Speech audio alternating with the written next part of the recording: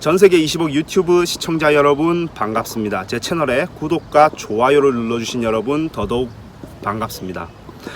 프로그래머가 종사하는 분야나 주력 플랫폼, 디바이스는 제각각입니다. 그렇기 때문에 프로그래머마다 주력 분야가 있고 가장 자신 있는 언어가 있습니다. 때문에 프로그래머가 다루는 언어만 보면 그 사람이 어떤 분야에 특화되었는지 대략적으로 유추해 볼 수 있습니다. 그러나 그렇다고 해서 한 언어를 그룹급으로 다룬다고 해서 주목받는 시대는 이미 한참 지났습니다. 일부는 생산성을 위해, 일부는 퍼포먼스를 위해 두 가지 이상의 언어를 조화롭고 능숙하게 사용할 수 있는 능력이야말로 현대 프로그래머가 갖춰야 할 덕목 중에 하나라고 말씀드릴 수 있습니다. 이런 시점에 하루가 다르게 전 세계에서 몇백 가지가 넘는 프로그래밍 언어가 쏟아지고 있는 요즘 어떤 언어를 배워야 할까 고민인 분들이 많으실 텐데요. 오늘은 해외에서 각광받고 있는 언어들이 어떤 것들인지 소개해 드리도록 하겠습니다. 제가 제목은 난리 났다고 적었지만 그냥 인기 있는 언어 순위 정도로 봐주시면 되겠습니다. 먼저 첫 번째는 뭐니 해도 파이썬입니다. 파이썬은 계속 성장하고 있는 언어이고 앞으로도 높은 인기를 누릴 것으로 예상됩니다. 웹 애플리케이션, 데스크탑 응용 프로그램, 네트워크 서버, 머신러닝, 멀티미디어 등 다양한 분야를 아우르는 언어 자체의 범용성이 굉장히 두드러집니다. 백엔드 서비스와 API에서 자주 찾아볼 수 있는 파이썬은 특히 웹과 궁합이 좋습니다. 때문에 장고, 피라미드, 터보기어 등의 웹 개발 프레임워크 사용 인구가 폭발적으로 늘어나는 추세에 있습니다. 입문하기 좋아서 초기 진입 장벽이 낮은 언어로도 유명합니다.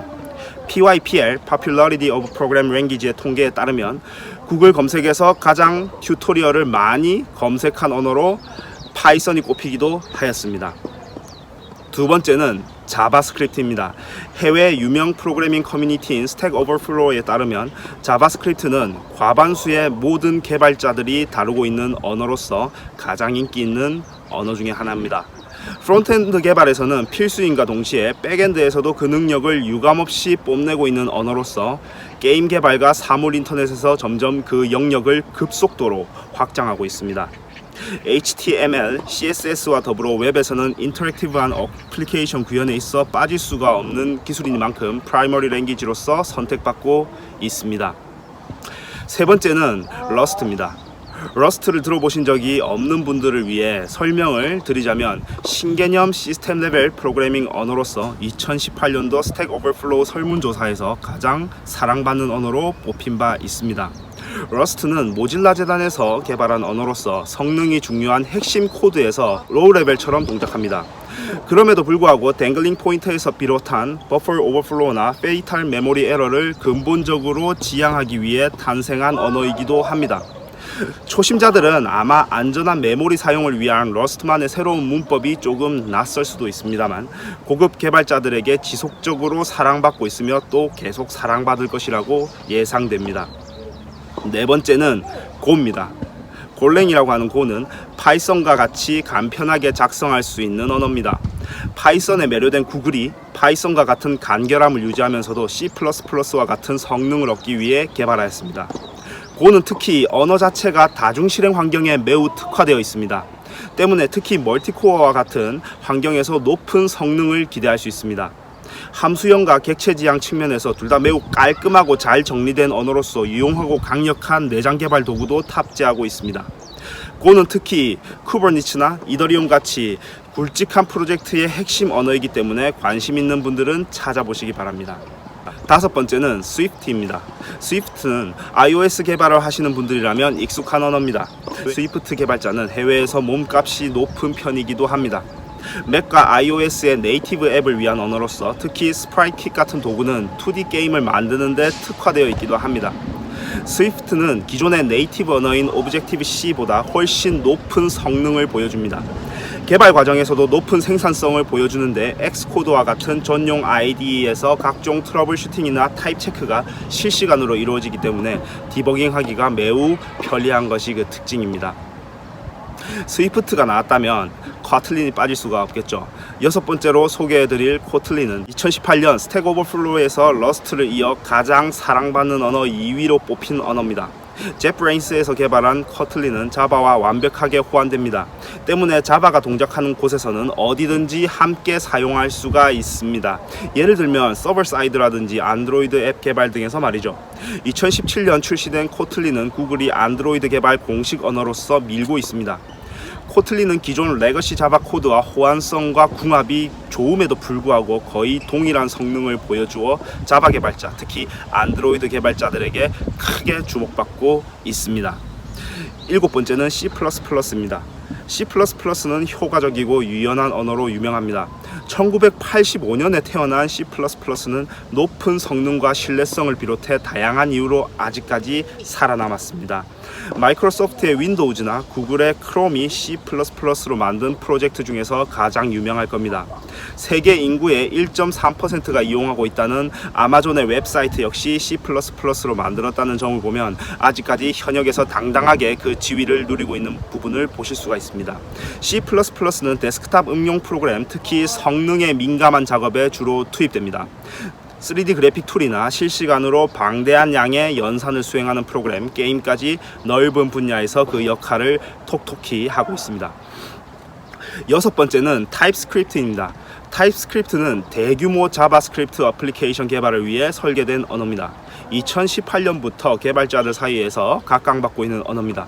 본디 자바스크립트가 가지고 있는 프론트엔드적인 성격에서부터 백엔드에까지 널리 활용되고 있습니다. 특히 하이브리드 모바일 앱, 클라우드 솔루션 구현, 인공신경망 설계, 로봇 제어에서 활용도가 두드러집니다.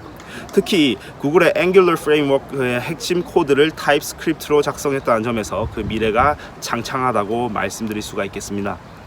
아홉 번째는 자바입니다. 자바는 가장 사랑받는 언어이고 압도적인 이용자 수를 자랑하고 있습니다. 또한 일단 한번 만들면 어디서나 작동하는 언어라는 철학으로 유명합니다.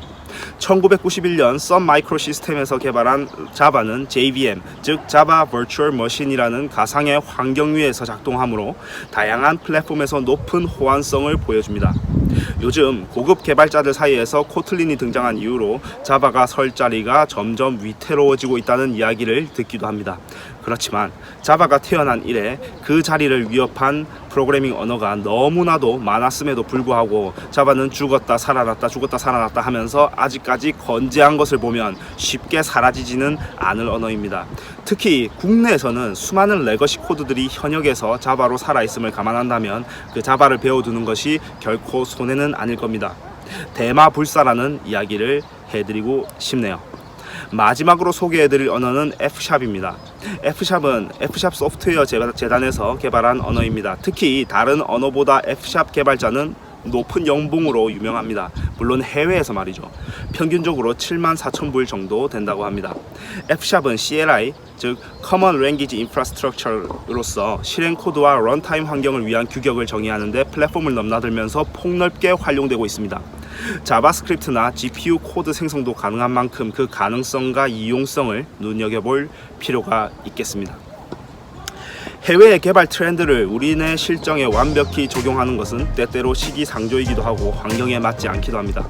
그러나 소프트웨어 개발 트렌드를 주도하는 것 또한 해외인 만큼 그 흐름과 추이를 지켜보는 것은 우리 시야를 넓히는 데 큰 도움이 됩니다. 새로운 것을 산업 현장에 투입하는 것은 언제나 리스크를 필요로 합니다. 특히 그 내부 구조는 쓰레기더라도 잘 돌아가고 있는 소프트웨어를 유지보수하거나 재개발할 때 그런 리스크는 더더욱 커집니다. 그러나 이따금씩 십자 못 나사를 일자 드라이버로 돌리는 우를 범하는 것을 보면 십자 드라이버나 전동 드라이버라는 옵션이 있는 것이 얼마나 소중한지 모릅니다. 많은 언어를 안다는 것은 그만큼 많은 도구와 해결책을 가지고 있다는 의미이고 또한 언어가 담고 있는 많은 개발 철학을 익힐 수 있는 기회이기도 합니다. 처음 해외에서 취업을 하거나 협업을 하면 의외로 높지 않은 개발 수준에 놀라는 분들이 많습니다. 다만 그들이 가지고 있는 유연한 발상과 기술적 유연함이 부러울 때가 있죠. 많은 이유가 있겠지만 각설하고 여러분에게 선택지가 주어졌을 때 많은 옵션을 스스로 가지고 계시길 바랍니다. 오늘은 여기까지 하겠습니다. 감사합니다.